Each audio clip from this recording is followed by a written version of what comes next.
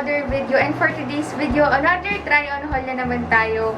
And kung maalala nyo, sobrang naging favorite niyo yung dress ko na ginamit ko sa Bali, Indonesia, which is yung orange dress. Eto na nga guys, malalaman nyo na kung saan nanggaling yung orange dress na yon. And dito ako nag-haul kasi mahirap i-set up tong camera kasi diniretso ko na mismo dito.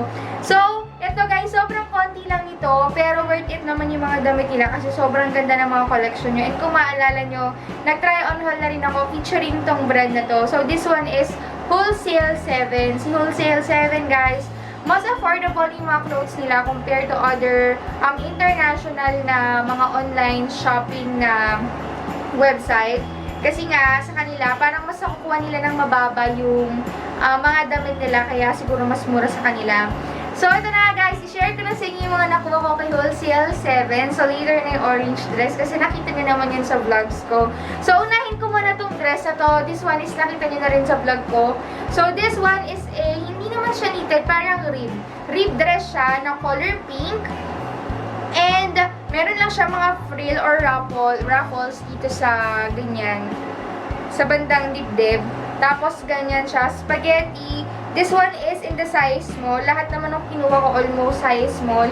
So, sobrang okay ng fitting nito. Sobrang nakaka-sexy. Lalo na pag naka-long sleeve kang white.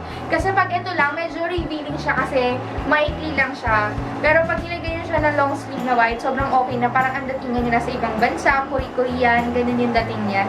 Kaya sobrang okay nitong rib dress na to. And ang maganda pa dito, ito nagamit ko na to pero hindi naman nagbago yung tela. And also, maganda yung buttons niya kasi maliliit lang. Medyo maikli lang siya. Siguro kung mas matangkad ka sa akin. Kasi ako 5'2" yung height ko. Medyo maikli siya sa akin. Or tama lang naman yung haba or ikli sa akin. Pero pag mas matangkad ka na sa akin, magiging sobrang ikli niya na. So, ayan guys.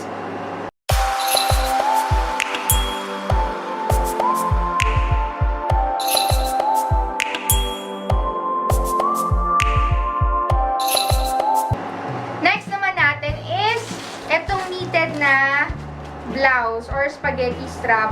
Ayan. Sobrang okay kasi nito pag naka-jeans ka lang, naka-pants ka, or naka-high-waisted shorts ka. And ang ganda ng color niya. Sobrang complementing siya sa skin tone natin. Alam niyo yun? Ayan o. Ang ganda siguro nito sa yellow na shorts, no? May yellow kasi siya. Ayan. Ang ganda niya. And ang ganda ng tela. Knitted talaga siya. Makapal. Sobrang stretchy niya. Sobrang lambot ng tela. And paras ko yung mga gantong tela para sa akin eh. Tsaka ito yung mga style na hindi mawawala sa uso. Yung mga spaghetti strap lang na blouse, tapos v-cut. So, sobrang okay nito. Ayan.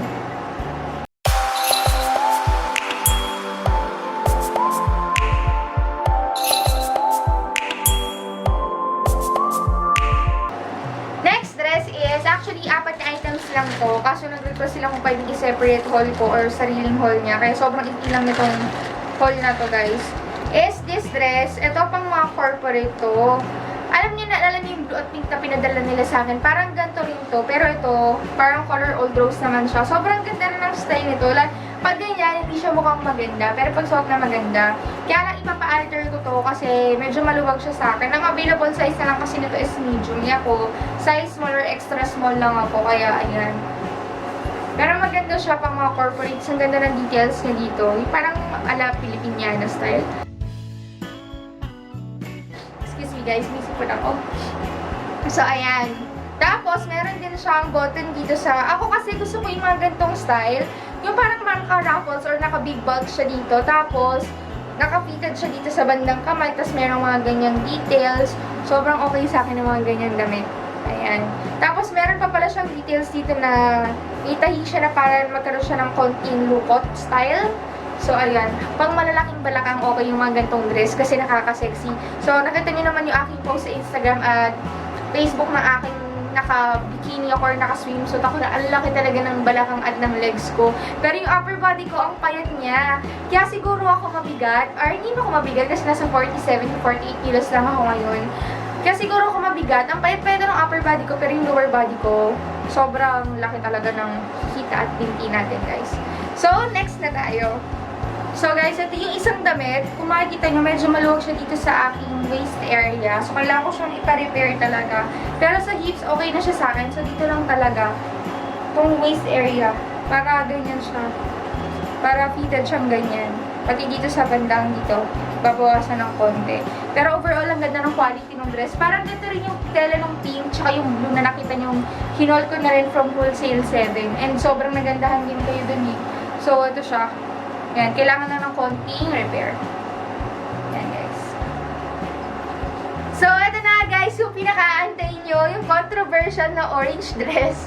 Sabi niyo nga sa akin, Lady in the Orange Dress, yung movie ni Jessie Menjola. So, ito na siya, guys. Ayan. So, para makita niyo ng info details, kasi dun sa vlog, hindi niyo siya nakita masyado. So, ito yung itsura ng orange dress natin. Ang length niya is above my knee. Ayan. Tapos, meron lang siyang garter dito sa waist. Kaya sobrang mas nakaka-sexy siya kasi mas palilitin yung waist nyo kasi nga meron siyang garter sa waist. Tapos, ito, dihatak siya. Ayan, tanggalin natin sa ribbon. Ribbon siya, pwede nyo luwagan. Ayan, nalulus siya. Kung mas malaki yung dibdib nyo compare sa akin, dala ko walang dibdib. Ayan, pwede nyo siyang paluwagin sa bust area. And ang ganda kasi nung mga ganito kasi gusto ko yung mga ganitong square cut sa may bandang leeg. Square cut siya. Tapos, meron din siyang garter dito sa merong, ang tawag dito? Sa anti-cubital space, medical term no? Dito sa ating, ano tawag dito? Basta dito sa bandang siko, ayan. Kaya meron siyang garter, hanggang ano siya, 3/4 sleeve siya. So, sobrang ganda nito. Tapos sa likod niya, plain lang naman din siya. Pero ang ganda kasi ng pagkakakat talaga nitong dress na to. Lalo na yung dito niya, sobrang nakaganon talaga siya. Kaya, sobrang alam niyo pag mag-travel ka, ang ganda ng mga ganitong dress, ang ganda ng effect sa picture, di ba? Nakakap ka. Kaya sobrang feeling ko nga ang dami nagkagusto dito sa dress na to. Ayan, guys.